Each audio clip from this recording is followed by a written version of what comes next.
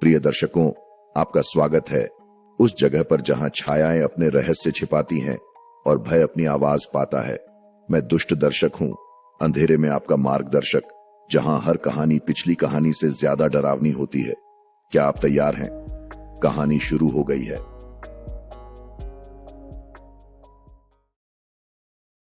मेरे पास कभी भी वह नहीं था जिसे ज्यादातर लोग खुशहाल बचपन कहते हैं।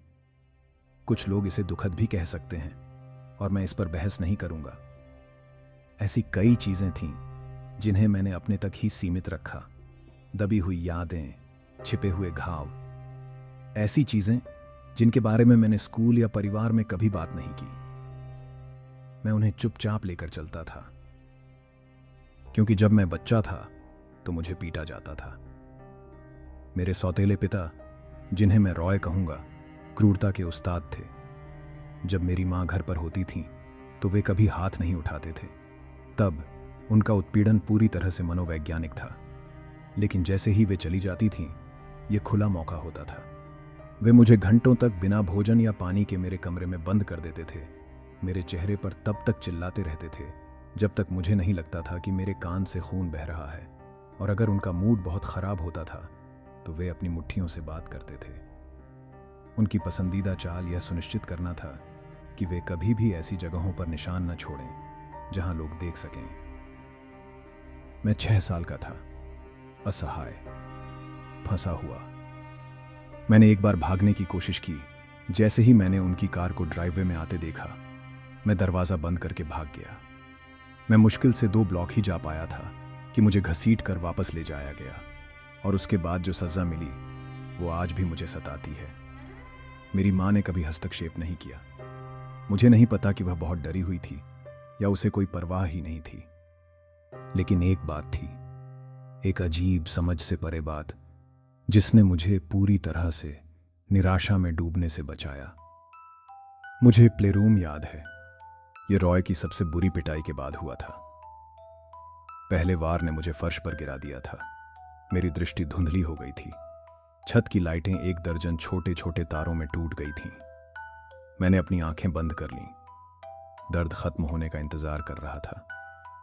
और फिर अचानक मैं कहीं और था। दीवारें फीके नीले रंग से रंगी हुई थीं, कुछ जगहों पर छिल रही थीं, और फर्श ग्रे और लाल टाइलों के चेकरबोर्ड पैटर्न से ढका हुआ था। ऊपर फ्लोरोसेंट लाइटें धीरे धीरे टिमटिमा रही थीं, जो एक अप्राकृतिक चमक दे रही थी। दरवाजे के ऊपर एक साइन लटका हुआ था, प्लेरूम में आपका स्वागत है, हमेशा मजे करो। इसने मुझे उन पुराने इंडोर आर्केड की याद दिला दी। बम्पर कार, बॉल पिट और मंद रोशनी में चमकते वीडियो गेम की पंक्तियों के साथ। लेकिन कुछ गड़बड़ लग रही थी। मैं पहले तो इसे पहचान नहीं पाया, इसलिए मैंने इसे एक तरफ धकेल दिया और वही किया जो कोई भी बच्चा मेरी जगह पर करता। मैंने खेला। मैं जंगल जिम पर चढ़ गया, घुमावदार स्लाइडों पर फिसला और आर्केड कैबिनेट की चमकती स्क्रीन में खो गया। वर्षों में पहली बार मुझे सुरक्षित महसूस हुआ। लेकिन चाहे मैं कितना भी मजा क्यों ना करूं, मेरी आंखें कमरे के एक अंधेरे कोने की ओर भटकती रहीं, एक ऐसी जगह जहां ऊपर की रोशनी नहीं पहुंचती थी। मैं उसके पास नहीं गया। आखिरकार पीए सिस्टम पर एक कर्कश आवाज आई, ध्यान दें बच्चों, प्लेरूम अब बंद हो रहा है। हमें उम्मीद है कि आपको मजा आया होगा। याद रखें, जब भी आपको हमारी जरूरत होगी हम हमेशा यहां रहेंगे। और ऐसे ही मैं जाग गया, अपने कमरे में वापस, दर्द से कराहता हुआ, घायल लेकिन मुस्कुराता हुआ। प्लेरूम असली था, ऐसा होना ही था। मुझे इसकी जरूरत थी। जैसे जैसे समय बीतता गया, मैं प्लेरूम में और भी ज्यादा जाने लगा। हर बार जब रॉय ने मुझ पर हाथ रखा तो मैं उस अजीब जगह में भाग गया। लेकिन चीजें बदलने लगीं। पहले खेल अलग होते, लाउडस्पीकर पर नया संगीत बजता, बॉल पिट गहरा लगता। फिर एक दिन मैं अकेला नहीं था। मैं 3 अन्य बच्चों से मिला, डैनियल, सारा और जोना। उन्होंने मुझे बताया कि वे भी कुछ समय से यहां आ रहे हैं, कि प्लेरूम में हमारे जैसे बच्चे हैं जिन्हें किसी सुरक्षित जगह की जरूरत है। यह सुरक्षित नहीं था, वास्तव में नहीं, क्योंकि कमरे में अंधेरा कोना बढ़ रहा था। पहले मैंने मुश्किल से इस पर ध्यान दिया, लेकिन हर बार आने के साथ छाया और भी फैलती गई। इसने चढ़ाई के फ्रेम को निगल लिया, फिर आर्केड कैबिनेट को। जब तक सारा ने इस ओर इशारा किया, तब तक प्लेरूम का पूरा आधा हिस्सा गायब हो चुका था। उस रात जब मैं जाते समय पीए की आवाज फिर से आई, लेकिन इस बार यह अलग था। ध्यान दें बच्चों, प्लेरूम अब बंद हो रहा है, लेकिन याद रखें, अंधेरे स्थान से दूर रहें। मैं पूछना चाहता था कि यह क्या है, वहां क्या छिपा था, लेकिन इससे पहले कि मैं ऐसा कर पाता, मैं जाग गया। फिर रॉय चला गया। मेरी मां ने मुझे बताया कि उसे किसी भयानक चीज के लिए गिरफ्तार किया गया है। उसने मुझे नहीं बताया कि क्या, और मैंने भी नहीं पूछा। वर्षों में पहली बार मुझे सुरक्षित महसूस हुआ। मैं प्लेरूम के बारे में लगभग भूल ही गया था। लगभग। फिर एक दिन मैं स्कूल से घर आया और उसे हमारे लिविंग रूम में बैठा पाया। रॉय वापस आ गया था, और इससे पहले कि मैं कुछ समझ पाता, मैं फिर से जमीन पर गिर गया। मेरे मुंह में खून भर गया, मेरी आंखों के पीछे तारे फूट पड़े। लेकिन इस बार प्लेरूम में गिरने से पहले एक विचार धुंध को चीरता हुआ आया। क्या होगा अगर इस बार मैं नहीं उठा? प्लेरूम अलग था। बच्चे हमेशा की तरह खेल रहे थे, लेकिन कमरा छोटा हो गया था। अंधेरे ने सब कुछ निगल लिया था, सिवाय एक छोटे से हिस्से के जहां हम एक साथ बैठे थे। मैंने तब इसे देखा। काले रंग में कुछ हिल रहा था, एक आकृति हिलती हुई, रेंगती हुई। टाइल पर हजारों छोटे छोटे अंग क्लिक कर रहे थे। यह गुड़ियों से बना था। सिर्फ गुड़िया नहीं, बच्चों के खिलौने, छोटे छोटे भरवां जानवर, प्लास्टिक की एक्शन फिगर, पुरानी लकड़ी की कठपुतलियां। उनकी छोटी छोटी हाथ अस्वाभाविक रूप से हिल रहे थे। उनकी खोखली आंखें किसी ऐसी चीज से चमक रही थीं जिसे मैं समझ नहीं पाया। और वे भूखे थे। ये तेजी से आगे बढ़ रहा था। दूसरे बच्चों को चीखने का भी समय नहीं मिला, इससे पहले कि वह चीज उन पर टूट पड़ती। डैनियल उसकी खुली छाती में गायब हो गया। जोना ने भागने की कोशिश की, लेकिन उसे 100 छोटी उंगलियों ने पकड़ लिया। सारा ने मेरा हाथ पकड़ लिया। हमें जाना होगा, उसने चिल्लाते हुए मुझे प्लेरूम में बची हुई आखिरी रोशनी की ओर खींचा। लेकिन बहुत देर हो चुकी थी। वह चीज झपटी। उसके प्लास्टिक के हाथ मेरी कलाई को पकड़ रहे थे।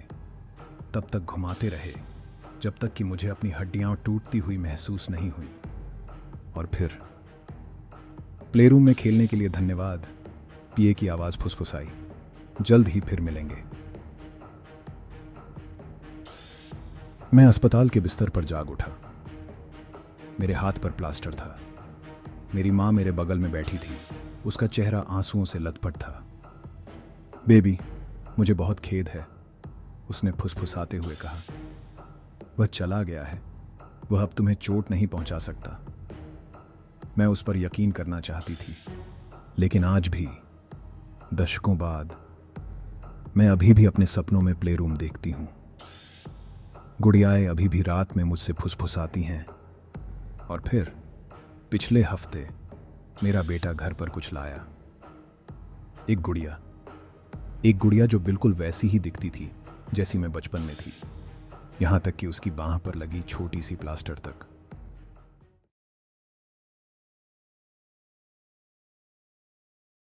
अर्जुन ने कभी आत्माओं पर विश्वास नहीं किया। वह अपनी दादी की छायानी की कहानियों पर हंसता था। एक प्रतिशोधी छाया जो उन लोगों को शिकार बनाती थी जो उसके क्षेत्र के बहुत करीब भटकते थे। लेकिन उसके सुदूर गांव में एक भाग्यशाली रात को सब कुछ बदल गया। आसमान बिल्कुल काला था। तारे घने लुढ़कते बादलों के पीछे छिपे हुए थे। चावल के खेतों में काम करने के एक लंबे दिन के बाद अर्जुन ने घने जंगल के बीच से एक शॉर्टकट लिया ताकि तूफान आने से पहले घर पहुंच सके। ऊंचे बरगद के पेड़ रास्ते पर पंक्तिबद्ध थे। उनकी मुड़ी हुई जड़ें किसी अदृश्य चीज की उंगलियों की तरह जमीन पर घूम रही थी। उसकी तेल की लालटेन टिमटिमा रही थी जो नम धरती पर लंबी विकृत छायाएं डाल रही थी। फिर उसने इसे सुना। एक नरम मधुर गुनगुनाहट पेड़ों के बीच से गुजरी। ये बहुत ही मधुर फिर भी दुखद था, जैसे समय के साथ फूली हुई लोरी। अर्जुन बीच में ही रुक गया। उसकी नब्ज तेज हो गई। आवाज हर जगह से और कहीं से भी एक साथ आ रही थी। उसके अंदर कुछ ऐसा था जो उसे वापस लौटने के लिए कह रहा था, लेकिन कुछ मजबूत जिज्ञासा या कोई अदृश्य शक्ति उसे आगे खींच रही थी। जैसे ही वह एक खाली जगह पर पहुंचा, जहां एक पुराना बरगद का पेड़ एक परित्यक्त कुएं के ऊपर लटका हुआ था, धुन और भी स्पष्ट हो गई। इसकी जड़ें पत्थर की संरचना के चारों ओर एक राक्षसी पिंजरे की तरह कसकर लिपटी हुई थीं। तभी उसने उसे देखा। एक फटी हुई सफेद साड़ी में एक महिला पेड़ की मोटी जड़ों में से एक पर बैठी थी। उसके लंबे अस्त व्यस्त बाल उसके चेहरे पर लटके हुए थे, जिससे उसकी विशेषताएं छिप रही थीं। वह धीरे धीरे झूम रही थी, उसी भयानक धुन को गुनगुना रही थी।